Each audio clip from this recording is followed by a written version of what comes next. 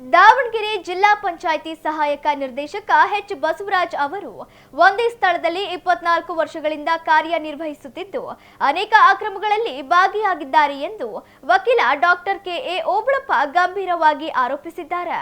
H Basavaraj ವಿರುದ್ಧ ಅನೇಕ ದೂರುಗಳಿದ್ದು ಅವರನ್ನು ವರ್ಗಾವಣೆ ಮಾಡುವಂತೆ 2023ರಲ್ಲಿ ಸಿಎಂ ಸಿದ್ದರಾಮಯ್ಯ ಗ್ರಾಮೀಣಾಭಿವೃದ್ಧಿ ಮತ್ತು ಪಂಚಾಯತ್ ರಾಜ್ ಇಲಾಖೆಗೆ ಪತ್ರ ಬರೆದು ತಕ್ಷಣವೇ ವರ್ಗಾವಣೆ ಮಾಡುವಂತೆ ಸೂಚನೆ ನೀಡಿದ್ದಾರೆ.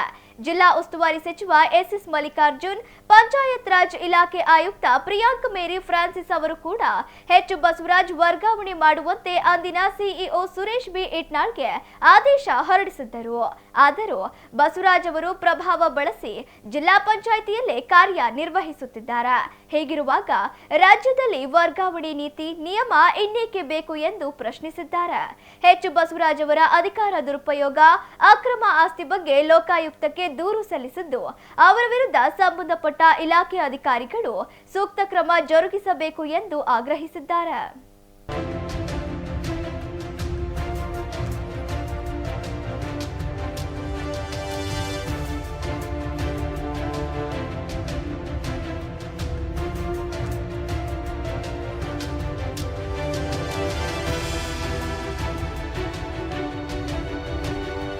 ದಾವಣಗೆರೆ ಜಿಲ್ಲಾ ಪಂಚಾಯತಿಲಿ ಸಹಾಯಕ ನಿರ್ದೇಶಕರಾಗಿ ಕಾರ್ಯನಿರ್ವಹಿಸತಕ್ಕಂಥ ಎಚ್ ಬಸವರಾಜ್ ಅವರು ಸುಮಾರು 25 ವರ್ಷಗಳಿಂದ ದಾವಣಗೆರೆ ಜಿಲ್ಲಾ ಪಂಚಾಯತ್ ಕಾರ್ಯದಲ್ಲೇ ನಿರಂತರವಾಗಿ ತನ್ನ ಸೇವೆಯನ್ನು ನಿರ್ವಹಿಸ್ಕೊಂಡು ಬಂದಿರ್ತಾರೆ.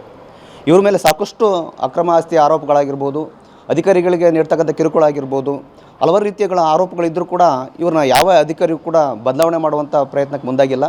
ಈಗಾಗಲೇ ಇವರ ಅಕ್ರಮಗಳನ್ನಾಗಿರ್ಬೋದು, ಇವ್ರ ಮೇಲೆ ಇರ್ತಕ್ಕಂಥ ದೂರುಗಳನ್ನು, ಸಾರ್ವಜನಿಕರು ಬಂದಿರತಕ್ಕಂಥ ದೂರುಗಳ ಆಧಾರದ ಮೇಲೆ ದಾವಣಗೆರೆ ಜಿಲ್ಲಾ ಉಸ್ತುವಾರಿ ಸಚಿವರಾಗಿರ್ತಕ್ಕಂಥ ಎಸ್ ಮಲ್ಲಿಕಾರ್ಜುನ್ ಸರ್ ಅವರು 2023ರಲ್ಲಿ ಸನ್ಮಾನ್ಯ ಸಿದ್ದರಾಮಯ್ಯ ಅವರಿಗೆ ಪತ್ರ ಕೊಡ್ತಾರೆ, ಇವ್ರನ್ನ ಬೇರೆ ಜಿಲ್ಲೆಗೆ ವರ್ಗಾವಣೆ ಮಾಡಿರಿ ಅಂತೇಳಿ.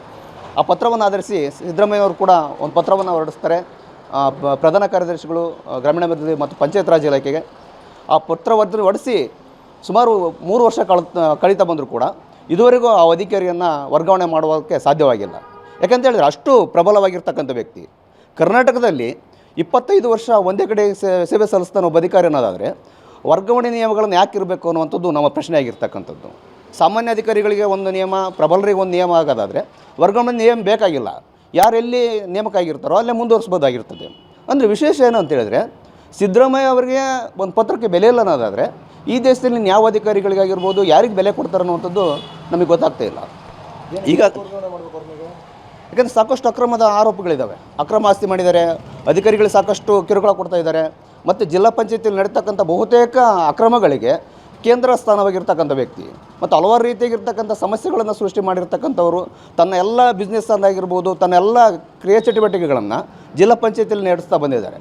ಮತ್ತು ಎಲ್ಲ ಅಧಿಕಾರಿಗಳನ್ನು ತನ್ನ ಅಥಾರಿಟಿಯಲ್ಲಿ ಇಟ್ಕೊಂಡು ಬಂದಿರತಕ್ಕಂಥ ವ್ಯಕ್ತಿ. ಮತ್ತು ಇನ್ನೂ ವಿಶೇಷ ಅಂತ ಹೇಳಿದರೆ, ಸಾಕಷ್ಟು ಬಾರಿ ಇವ್ರ ಮೇಲೆ ದೂರು ಕೊಟ್ಟರು ಕೂಡ ಯಾವುದೇ ಕ್ರಮಗಳಾಗ್ತಾ ಇಲ್ಲ.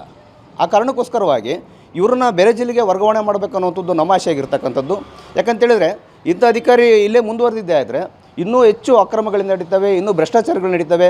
ಇವರನ್ನು ಮಾದರಿಯಾಗಿ ಇಟ್ಕೊಂಡು ಹಲವಾರು ಅಧಿಕಾರಿಗಳು ಪ್ರಯತ್ನ ಮಾಡ್ತಿದ್ದಾರೆ. ಆ ಕಾರಣಕ್ಕೋಸ್ಕರವಾಗಿ ಈಗಾಗಲೇ ಅವರ ಅಕ್ರಮ ಆಸ್ತಿ ಕುರಿತು ಲೋಕಾಯುಕ್ತಗೂ ಕೂಡ ದೂರು ಕೊಟ್ಟಿದ್ದೀವಿ. ಮತ್ತು ಅವ್ರ ಮೇಲೆ ಇರ್ತಕ್ಕಂಥ ಆರೋಪ ಆಗಿರ್ಬೋದು, 25 ವರ್ಷಗಳ ಕಾರಣ ಒಂದೇ ಕಡೆ ಸೇವೆ ಸಲ್ಲಿಸೋ ಕಾರಣಕ್ಕೋಸ್ಕರವಾಗಿ ಪ್ರಿನ್ಸಿಪಲ್ ಸೆಕ್ರೆಟರಿಗೂ ಕೂಡ ದೂರು ಕೊಟ್ಟಿದ್ದೀವಿ. ಅವರು ಕಾನೂನು ಬಾಹಿರವಾಗಿ ಹಿಂಬರ ಕೊಡುವಂಥ ಪ್ರಯತ್ನ ಮಾಡ್ತಿದ್ದಾರೆ. ಇಷ್ಟೆಲ್ಲ ಆರೋಪಗಳಿದ್ದರೂ ಕೂಡ ಇವ್ರ ಮೇಲೆ ಸುಮಾರು 2023ರಲ್ಲಿ ಮೇರಿ ಫ್ರಾನ್ಸಿಸ್ಕೋ ಆಯುಕ್ತರು ಕೂಡ ಸುಮಾರು 3 ಸರಿ ರಿಮೈಂಡ್ ಲೆಟರ್ ಕೊಡ್ತಾರೆ. ಇವ್ರ ಮೇಲೆ ಸಾಕಷ್ಟು ಅಕ್ರಮ ಆಸ್ತಿ ಆರೋಪಗಳಿದ್ದಾವೆ ಅಂತ ಹೇಳ್ಬಿಟ್ಟು ಸುರೇಶ್ ಬಿ ಇಟ್ನಾಳ್ ಅವರು ಸಿ ಒ ಆಗಿರ್ತಕ್ಕಂಥ ಸಂದರ್ಭದಲ್ಲಿ ಸುಮಾರು 3 ಸರಿ ಕೊಡ್ತಾರೆ. 4ನೇ ಸರಿಗೂ ಕೂಡ ಎಚ್ಚರಿಕೆ ಕೊಡ್ತಾ ಇದ್ದಾರೆ. ಅಷ್ಟೆಲ್ಲ ದೂರುಗಳಿದ್ದರೂ ಕೂಡ ಅಧಿಕಾರಿಗಳು ಹೇಳ್ತಾರೆ ಹಿಂದೆ ಆದಮೇಲೆ ಏನಾಗ್ತದೆ ಅಂತೇಳಿದ್ರೆ ಇವ್ರು ಯಾರೋ ಒಬ್ಬ ರಿಟೈರ್ಡ್ ಆಗಿರ್ತಕ್ಕಂಥ ಒಬ್ಬ ವ್ಯಕ್ತಿಯನ್ನು ಮುಂದುವರಿಸಿದ್ದಾರೆ ಅನ್ನೋ ಕಾರಣಕ್ಕೋಸ್ಕರವಾಗಿ 1 to 4 ಕೂಡ ಜಾರಿ ಆಗುತ್ತೆ. ಇವ್ರ ಮೇಲೆ ತನಿಖೆನೂ ಕೂಡ ನಡೀತಾ ಇದೆ. ಇಷ್ಟೆಲ್ಲ ದೂರುಗಳಿದ್ದರೂ ಕೂಡ ಯಾವುದೇ ರೀತಿಯಾಗಿರ್ತಕ್ಕಂಥ ಅಕ್ರಮಗಳಿಲ್ಲ, ಇವ್ರ ಮೇಲೆ ಆ ದೂರುಗಳಿಲ್ಲ ಅನ್ನುವಂಥ ರೀತಿಯಲ್ಲಿ ಈಗಿರ್ತಕ್ಕಂಥ ಸಿ ಒ ಅವರ ಹೆಸರಿನ ಮೇಲೆ ಅನ್ಯ ಅಧಿಕಾರಿ ಉತ್ತರ ಕೊಡ್ತಾರೆ. ಅಂದರೆ ಇದು ಮೇ ಬಿ ಈಗಿರ್ತಕ್ಕಂಥ ಮುಖ್ಯ ಕಾರ್ಯನಿರ್ವಾಹಕ ಅಧಿಕಾರಿಗೆ ಗೊತ್ತಿಲ್ಲ ಅನ್ನುವಂಥದ್ದು ಕೂಡ ಅರ್ಥ ಆಗ್ತಾಯಿದೆ. ಯಾಕಂತೇಳಿದ್ರೆ ಅವರ ಹೆಸರಿನ ಮೇಲೆ ಅವರ ಸೀಲಿನ ಮುಂದೆ ತನಗೆ ಸಂಬಂಧ ಇಲ್ದಿರ್ತಕ್ಕಂಥ ಒಬ್ಬ ವ್ಯಕ್ತಿ ಸೈನ್ ಮಾಡ್ತಾರೆ ಅನ್ನೋದಾದರೆ ಅಂದರೆ ಇವರ ಪ್ರಭಾವ ಅಷ್ಟಿದೆ. ಇದು ಇವ್ರ ವ್ಯಕ್ತಿ ಯಾವತ್ತೂ ಕೂಡ ಮಾಡ್ಕೊಂಡು ಬಂದಿರತಕ್ಕಂಥದ್ದಿದೆ. ಯಾರೋ ಸ್ಟ್ರಿಕ್ಟ್ ಆಗಿರ್ತಕ್ಕಂಥ ಅಧಿಕಾರಿಗಳು ಬರ್ತಾರೆ, ಅವ್ರಿಗೆ ಬೇರೆ ರೀತಿಯಾಗಿ ಅಪ್ರೋಚ್ ಮಾಡ್ತಕ್ಕಂಥದ್ದಾಗಿರ್ಬೋದು, ಬೇರೆ ಬೇರೆ ರೀತಿಯಾಗಿರ್ತಕ್ಕಂಥ ತನ್ನ ಶಕ್ತಿಯನ್ನು ಪ್ರಯೋಗ ಮಾಡ್ತಿದ್ದಾನೆ. ಮತ್ತು ಯಾವುದೇ ಸಿ ಒ ಬಂದರೂ ಕೂಡ ಈತ ಹೇಳ್ದಂಗೆ ಕೇಳಬೇಕ ಹೊರತು ಅವ್ರು ಹೇಳ್ದಂಗೆ ಈತ ಕೇಳಲ್ಲ. ಅದಕ್ಕಿಂತ ಏನಾದರೂ ಪ್ರಬಲವಾಗಿರ್ತಕ್ಕಂಥ ವ್ಯಕ್ತಿಗಳು ಬಂದರೆ ಅವ್ರನ್ನ ಬೇರೆ ಬೇರೆ ರೀತಿಯಾಗಿರ್ತಕ್ಕಂಥ ಟಾರ್ಗೆಟ್ ಮಾಡೋದು, ರಾಜಕಾರಣಿಗಳ ಮುಖಾಂತರ ಅವ್ರನ್ನ ಎದುರಿಸುವಂಥದ್ದಾಗಿರ್ಬೋದು. ಈ ಥರದ ಒಂದು ಕೆಟ್ಟ ವ್ಯಸನ ಬೆಳೆಸ್ಕೊಂಡು ಬಂದಿದ್ದಾರೆ. ಈಗಾಗಲೇ ಇವರು ಸಾಕಷ್ಟು ಅಕ್ರಮ ಆಸ್ತಿ ಮಾಡಿದ್ದಾರೆ. ಆ ಅಕ್ರಮ ಆಸ್ತಿಗೆ ಸಂಬಂಧಪಟ್ಟಂಥ ಅಧಿಕೃತ ದಾಖಲೆಗಳನ್ನ ಇಟ್ಕೊಂಡು ಮಾನ್ಯ ಲೋಕಾಯುಕ್ತಗೂ ಕೂಡ ದೂರು ದಾಖಲಿಸಿದ್ದೀವಿ. ಇವ್ರ ಮೇಲೆ ಕ್ರಮ ಕೈಗೊಳ್ಳ್ರಿ ಅಂತ ಹೇಳ್ಬಿಟ್ಟು ಆದಷ್ಟು ಬೇಗ ಇವರೇನಾದರೂ ವರ್ಗಾವಣೆ ಮಾಡದೇ ಹೋದ್ರೆ ಅಧಿಕಾರಿಗಳು, ಈ ನಿಟ್ಟಿನಲ್ಲಿ ನಾವು ಉಚ್ಚ ನ್ಯಾಯಾಲಯಕ್ಕೂ ಕೂಡ ರಿಟ್ ಆಗುವಂಥ ಒಂದು ನಿಟ್ಟಿನಲ್ಲಿ ಕಾರ್ಯನಿರ್ವಹಿಸ್ತಾ ಇದ್ದೀವಿ.